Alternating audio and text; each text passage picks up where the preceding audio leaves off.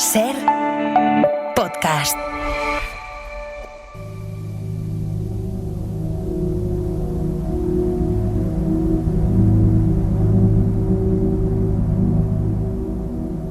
Según la aparición de la moneda que se colocaba bajo el palo mayor para atraer la buena suerte, la embarcación podría pertenecer al emperador Constantino. De hecho, la fecha de esta moneda indica el momento en que la nave empezó a navegar. Así lo ha explicado el director de las operaciones arqueológicas, quien ha recibido a las autoridades en la visita institucional a la campaña de excavación del barco romano de Ses Fontanelles. La importancia de este hallazgo permitirá obtener información sobre la época. Sin duda, se trata de un descubrimiento de primer nivel mundial por las características del pecio, por lo que lo convierten en un derelicto único en el Mediterráneo. El pecio, que fue descubierto por un vecino de la zona en el año 2019, tiene una gran repercusión científica a nivel mundial.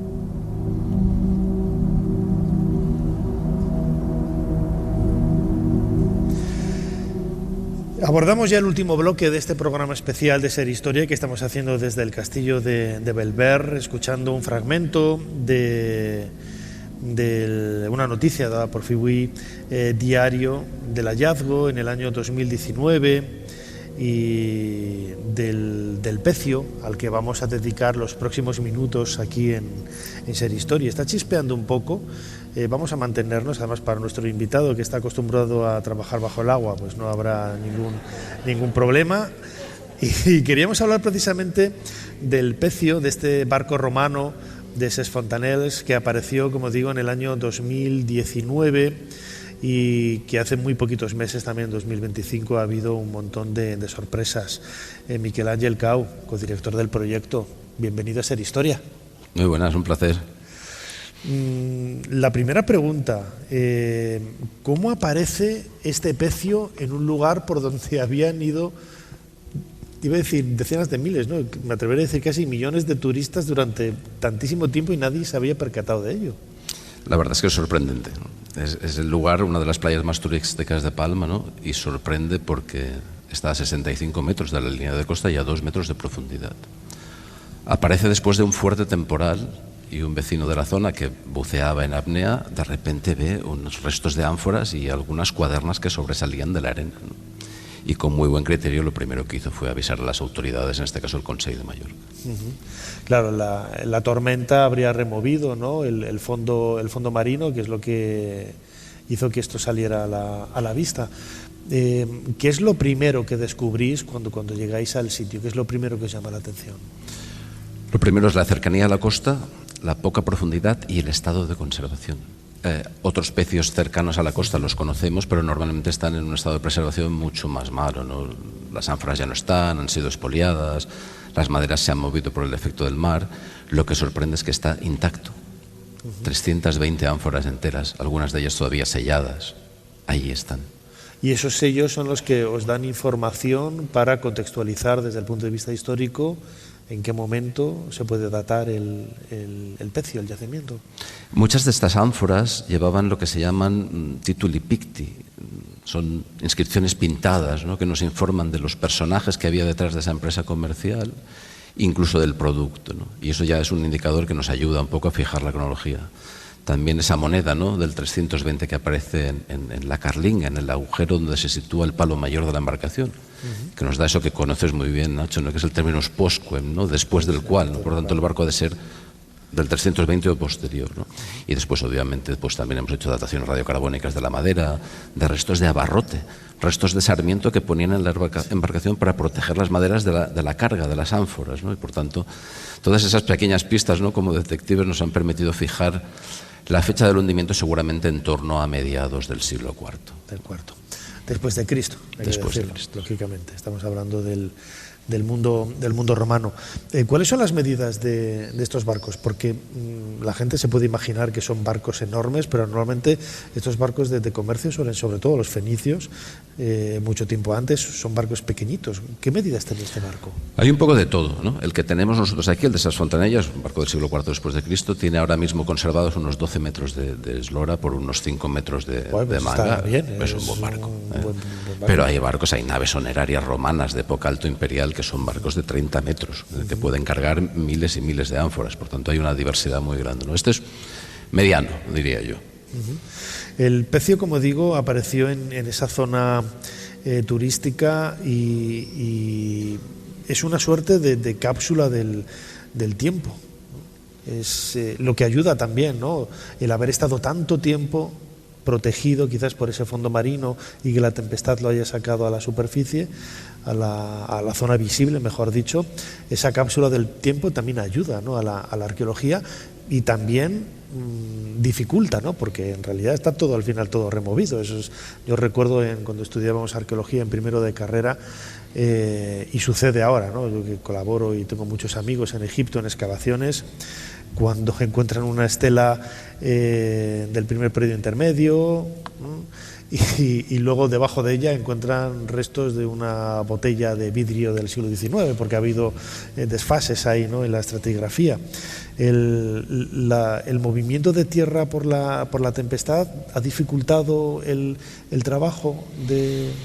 La verdad es que no. La suerte de la arqueología subacuática es precisamente lo que decías, ¿no?, que es una cápsula del tiempo. Ahí no hay contaminaciones, por decirlo de otros momentos. Es realmente una imagen del siglo IV después de Cristo entera, con todo el cargamento que llevaba esa embarcación, que procedía de la zona de Cartagena, en el sudeste peninsular, y que se hundió en las aguas de la bahía de Palma, en un lugar con mucha significación histórica, porque esa zona precisamente era lo que conocemos como un puerto lagunar. Es decir, estaba allí porque se estaba aproximando o estaba fondeado cercano a una zona que se llama Ses Fontanellas, ¿no?, que era un puerto lagunar que entraba al interior, ¿no?, de lo que es el llano ahora mismo de Sant Jordi, casi hasta el pueblo de Sant Jordi, ¿no?, bastante kilómetros hacia el interior. Por tanto, es un lugar muy estratégico también. ¿Qué es lo que transportaban las ánforas? Las ánforas, recordemos que era una especie como de cámaras frigoríficas, entre comillas, era la forma de llevar las cosas de aquí para allá, ¿no? Son los envases para transportar los productos alimenticios. Tupperware de la época. Exacto. Llevaba fundamentalmente un cargamento de aceite, un cargamento de salsas de pescado, en este caso de una salsa de pescado que conocemos por esas inscripciones, ¿no?, como liquaminis flos, flor de liquamen. Es un garum de excelencia, por decirlo de alguna forma. Y también llevaba envasado en otro tipo de ánforas vino o frutas en arrope de vino. Por tanto, son tres productos fundamentales. El aceite es el mayoritario, la salsa de pescado el segundo y el minoritario el vino. Ese es el gran cargamento que lleva la embarcación. ¿Y son productos al alcance de cualquier persona en aquella época o es un comercio más elitista? La flor de liquamen es un producto elitista, pero Roma en general consumía, como bien sabéis, ¿no?, pues cantidades enormes de aceite, de salsa de pescado y, por supuesto, de vino, ¿no? Claro. ¿El barco iba o venía? El barco iba. Venía con un cargamento completo, salió de un puerto de la zona del sudeste peninsular, seguramente de la zona de Cartagena, lo sabemos porque hemos analizado las ánforas y todas proceden de ese lugar, ¿no? Y iba hacia algún lugar. La pregunta es ¿a dónde iba? No lo sabemos. Se hundió en aguas de Mallorca, quizá iba a Roma, quizás sí, o quizá venía a Mallorca, a la ciudad de Palma, o a la ciudad de Polentia, la hermana de Palma en el norte de la isla, ¿no? Es algo que difícilmente llegaremos a saber, la verdad. Claro, porque esto nos puede dar pistas, ¿no?, en un futuro al conocimiento de las rutas comerciales. ¿Cuáles eran esas rutas comerciales? ¿Dónde se podría encajar? Has hablado un poco de algunos lugares, incluso que podría llegar a Roma, pero ¿cuáles eran las rutas comerciales que pasaban principalmente por las islas, por Mallorca? La gran ventaja de las islas es que está precisamente en la mitad de las rutas estratégicas que conectan, por un lado, lo que es la península itálica con Iberia, ¿no?, con Hispania en ese momento, y por otro el norte de África con la Galia, y por tanto estamos en el lugar donde todas esas rutas tienen que pasar en algún momento u otro, ¿no? De hecho, tenemos un patrimonio cultural subacuático riquísimo, ¿no? Hay lugares como la isla de Cabrera, que se mencionaba antes, ¿no?, por los franceses, que es un verdadero cementerio de barcos, ¿no? Hay un montón de pecios porque estamos en mitad de las rutas comerciales. ¿A dónde iba esta embarcación de esas fontanillas? No lo sabemos. Es posible que fuera en tránsito a un puerto importante como Roma, o quizá pudiera venir a una de las ciudades romanas de la isla, ¿por qué no? Pero es muy difícil llegar a saberlo. Claro, ¿hay paralelos de este tipo de barcos para intentar, o sea, habéis encontrado algún paralelo hablo desde la ignorancia, porque yo de barcos romanos no tengo ni idea, no tengo casi ni idea de barcos egipcios, alguna cosita sé, pero de barcos romanos, vamos, no es mi tema. ¿Tenéis perfectamente descrito, ubicado qué tipo de barco es? Si hay paralelos en otros pecios, a lo mejor aparece representado en algún mosaico, en alguna pintura, alguna cosa así. En general sí. Hay que decir que es muy único, porque es el único barco que conocemos con cargamento del sudeste peninsular conocido en todo el Mediterráneo. Y es el único barco que conserva tal cantidad de inscripciones pintadas, porque lleva alrededor de unas 90 ánforas, están con las inscripciones conservadas. Por lo tanto, es muy único, ¿no? Sí que es verdad que a nivel de arquitectura naval, si hablamos de arquitectura naval, sí que existen algunos paralelos que nos hacen ver cómo podía ser esa embarcación, una nave de tamaño mediano, ¿no? Una nave honeraria romana dedicada al comercio fundamentalmente, con algunos ejemplos que conocemos, por ejemplo, en el sur de Francia, más o menos similares, ¿no?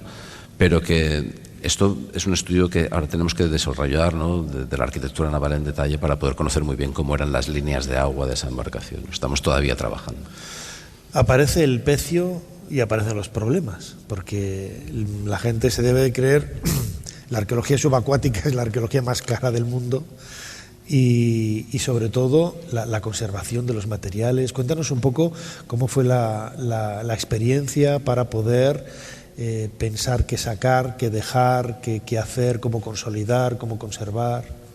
Bueno, teníamos muy claro que el cargamento había que sacarlo completamente, por lo tanto se hizo una campaña de excavación donde sacamos pues todas las ánforas, no solo las ánforas, sino también los materiales de la tripulación, lo que llevaban en el barco, ¿no? Pensad que el estado de conservación es tan excepcional que hemos encontrado, por ejemplo, restos de 3 zapatos, cestería, ¿no? de esparto allí, un taladro de carpintero de ribera de madera conservado para hacer reparaciones en la embarcación, para hacer agujeros en la madera, porque sabéis que estas embarcaciones iban pues con mortajas y lengüetas y después agujeros que marcaban con unos pines para aguantar las maderas, ¿no?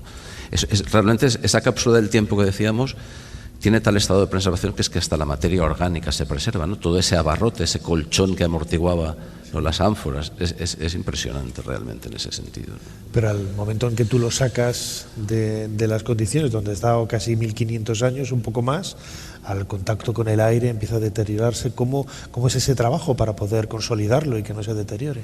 Todo ese material va a las piscinas, ¿no? para su desalación, y cuando le quitas la sal progresivamente en ese proceso, pues estabilizas la pieza, ¿no? Ahora estamos con el mismo proceso pero con las maderas, ¿no? ¿Por qué? Porque teníamos muy claro que el cargamento había que sacarlo y después se valoró si había que sacar o no la embarcación. ¿Qué le sucede a esta embarcación? Está a tan poca profundidad en la rompiente de las olas que un temporal como el que lo descubrió podría destruirlo y por tanto era necesario rescatarlo. Esto es muy importante porque antes lo mencionabais de pasada, ¿no? Con el cambio climático, todos esos yacimientos que están en aguas someras, es decir, a poca profundidad, e incluso los yacimientos que están en primeras líneas de costa van a verse afectados de manera directa por el cambio climático, por el incremento del nivel del mar, por la acidificación de los océanos. Por tanto, yo creo que esto va a ser una prioridad, ¿no? A nivel patrimonial, que hablábamos antes, ¿no? con Pilar, pues va a ser una prioridad de los próximos años seguro. Y por tanto, en este caso, había que sacar la embarcación. Eso va a generar otro problema, que es cómo conservamos, ¿no? esa madera, y en ello estamos, ¿no? También hay un proceso de desalación. Y finalmente tenemos la gran suerte de contar con la colaboración también, además de muchas instituciones. Esto es un proyecto promovido por el Consell de Mallorca, ejecutado por las universidades de Barcelona, Cádiz, las Islas Baleares, con apoyo de un montón de instituciones, desde la Armada, la Guardia Civil, el Ayuntamiento de Palma también, por supuesto. Es decir, es una cosa muy grande, ¿no? Y tenemos la suerte de contar con el Museo Nacional de Arqueología Subacuática en Cartagena y Arquatec, que es su laboratorio, que es donde finalmente se hará la impregnación, porque se le pone un producto para que se conserve la madera, y la liofilización, ¿no? Y por tanto tenemos ese proceso garantizado, porque al final, yo siempre digo lo mismo, si me lo permites, Nacho, y es que yo soy un privilegiado porque estoy ahora en el agua y lo veo, lo disfruto, pero eso tenemos que ponerlo a disposición de la ciudadanía, ¿no? Para que podamos disfrutarlo pues todos y todas, ¿no? De lo que es la importancia que tiene el pecio como elemento, pero también como documento histórico, ¿no? Y por tanto en eso estamos y en eso trabajamos todos los días. Claro, imagino que la idea será musealizarla, ¿no? O sea, la embarcación, sacar lo que se pueda sacar, contextualizarla desde el punto de vista histórico y sobre todo pues ponerla en valor, como decías ahora, Miguel Ángel.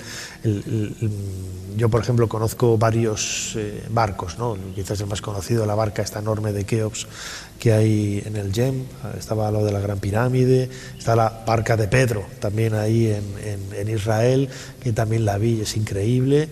Y este tipo de embarcaciones, claro, tienen muchos problemas por lo que dices, ¿no? Primero hay que consolidarlo, ¿no? Para que no se deteriore y luego ponerlo en valor. También se me estaba ocurriendo ahora la idea, imagino que este pecio ayudará a conocer no solamente el tipo de barco que era, sino cómo se construían. Que muchas veces, esto yo lo descubrí hace muchísimo tiempo vuelvo a Egipto, es que yo soy egiptólogo, por ejemplo con los muebles, ¿no? Los muebles los vemos en pinturas, los vemos en relieves, pero hasta que no tienes delante de ti una silla de hace 4000 años, no te das cuenta cómo estaba hecha. Imagino que aquí sucederá lo mismo. Las técnicas de fabricación de barcos habrán cambiado en los últimos 1700 años un montón, y aquí tenéis la posibilidad de abrir esa cápsula del tiempo y mirar, ¿no?, cómo se construía un barco. Exactamente, es así. Es decir, todo ese estudio de la arquitectura naval lo que nos hace ver es cómo se construyó, ¿no? Cómo los carpinteros de Ribera generaron ese barco, ¿no? Eso va a ser un detalle excepcional, ¿no? Tener esa información de cómo se construyó el barco paso a paso, ¿no? Que nos va a permitir además algo que espero que podamos conseguir. Es una idea preliminar, pero que quizá pueda ser una realidad, ¿no? Y es hacer una réplica de ese barco uno a uno y que pudiera ser navegable, ¿no? ¿Por qué no de aquí a unos años... Thor Heyerdahl, ¿no? Y luego cruzar ahí, iréis por el Mediterráneo. ¿Por qué no vernos de aquí a unos años y subirnos en esas fontanellas hacemos un barco, y navegar? En el barco, o hacer un programa en el barco. Claro que sí. Es que antes en la comida con Josep Roquer ya estábamos hablando de el próximo. Quería hacerlo en el mar, me gustaría hacerlo en el mar, flotando, que los invitados no se me mareen, pero lo queríamos hacer en el mar, y qué mejor oportunidad, ¿no?, que poder hacerlo en este barco de esos fontaneles.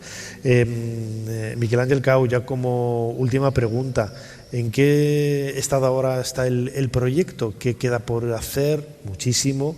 ¿Qué queda por investigar? Imagino que muchísimo, pero quiero que me lo cuentes con tus palabras. Estamos ahora en campaña de excavación precisamente en estos días, o sea que ha sido una coincidencia fantástica, ¿no? Estamos terminando de excavar parte de las claras o los espacios entre las cuadernas, recuperando un poco de material que aún quedaba allí, y ahora estamos ya en fase de poder proceder al desmonte y extracción, digamos, del pecio, ¿no? Falta todo el estudio de la arquitectura naval, como muy bien comentábamos, ¿no? Pero nosotros hemos seguido trabajando desde el primer día con los materiales en el laboratorio. Es algo que nunca se ve, tú lo conoces bien, pero yo siempre digo lo mismo. Es decir, normalmente a los arqueólogos nos veis en el campo cuando estamos o en tierra o en el mar, pero casi nunca nos veis cuando estamos en nuestras universidades, en los laboratorios, que es lo que más tiempo lleva, ¿no?, y la labor más larga que tenemos por delante. No hemos parado de investigar. Y por tanto queda toda esa parte.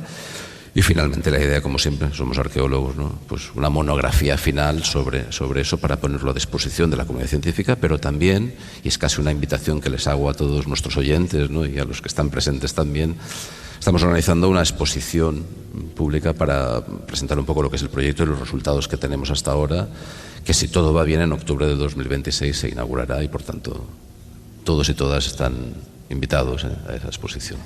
Pues aquí vendremos a verla, desde luego que sí.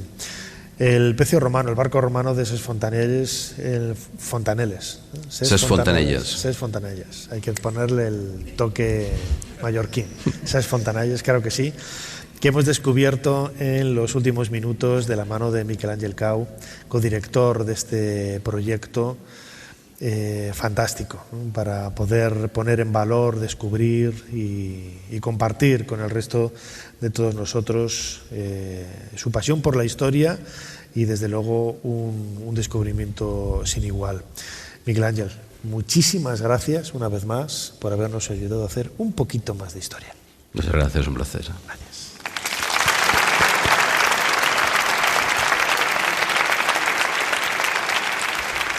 Para no perderte ningún episodio, síguenos en la aplicación o la web de la SER, Podium Podcast o tu plataforma de audio favorita.